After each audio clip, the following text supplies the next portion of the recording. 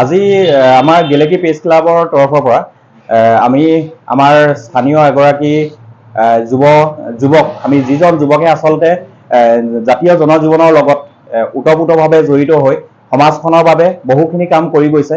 গেলেকী অঞ্চলৰ ক্ৰীড়াৰ ক্ষেত্ৰত ক্ৰীড়া দিশটো যদি আমি চাবলৈ যাওঁ, আজি তাৰিখত ক্ৰীড়া দিশটো আটাইতকৈ গুৰুত্বপূৰ্ণ বুলি ধৰিব পাৰি। যিহেতু ক্ৰীড়া বুলি ক'লে আজিকালি আমি দেখিবলৈ পাওঁ যে ল'ৰা ছোৱালীসকল প্ৰায় ক্ৰীড়াৰ ক্ষেত্ৰত পিছ পৰি আহে, কিন্তু এই পিছ পৰি অহা এটা অঞ্চলৰ পৰা ক্ৰীড়াৰ ক্ষেত্ৰত ল'ৰাখিনিক আগবঢ়াই নিয়াৰ ক্ষেত্ৰত যি গুৰুত্বপূৰ্ণ ভূমিকা পালন কৰিছে বা সমাজখনৰ জনজীৱনৰ কাৰণে দৰিদ্ৰ জনগণৰ কাৰণে বহু কাম আমি কৰা দেখা পাইছোঁ। এজন এনেকুৱা যুৱকক আমি দেখা পাইছোঁ যিজনৰ নাম সঞ্জয় গোৱালা, আৰু সঞ্জয় গোৱালাই তেওঁ কৰি অহা কামৰ বাবে আমি অকণমান প্ৰশংসা কৰিবৰ বাবে আমি গেলেকী প্ৰেছ ক্লাবৰ পৰা অকণমান মৰম যাচিলোঁ। আজি আমাৰ ভাল লাগিছে আৰু আমি তেখেতক অনুৰোধ জনাইছোঁ যে তেওঁ কৰি অহা কাম যাতে কোনো কাৰণতে কেতিয়াও যাতে স্থবিৰ নকৰে, সদায় তেওঁ আমাৰ গেলেকীবাসী অঞ্চলৰ ৰাইজৰ কাৰণে উঠি অহা যুৱ প্ৰজন্মৰ কাৰণে কাম কৰি যাওক। আমি আশা ৰাখিম তেওঁৰ যোগেদি আমাৰ গেলেকী অঞ্চলৰ যি ক্ৰীড়া প্ৰতিভা আছে, এই ক্ৰীড়া সুপ্ত হৈ থকা যিসমূহ ক্ৰীড়া প্ৰতিভা আছে এইসমূহ বিকশিত হ'ব। অনাগত সময়ত আমি তেখেতক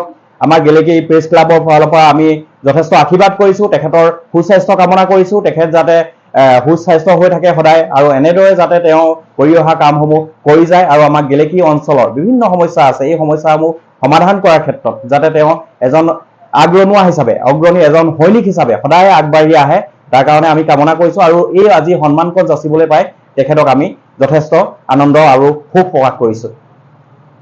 আৰু এতিয়া সেই খেলপথাৰখনৰ অৱস্থা দেখিলে বহুত বেয়া লাগে।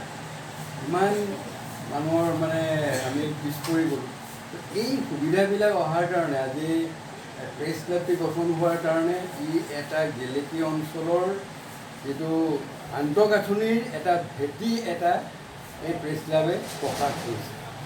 এই গেলেকীত বহুত আগুৱাই গৈছে বুলি ৰাইজে নিশ্চয় আমি অনুভৱ কৰিছোঁ, আৰু প্ৰেছ ক্লাবৰ আমি দীৰ্ঘায়ু কামনা কৰিছোঁ। আমি সদায় লগত আছোঁ, উপদেষ্টা হিচাপে আমি যিখিনি জানো সেইখিনি আমি অকৃত্ৰিমভাৱে আমি সহায় কৰি যাম, পৰামৰ্শ দি যাম যিখিনি পাৰোঁ।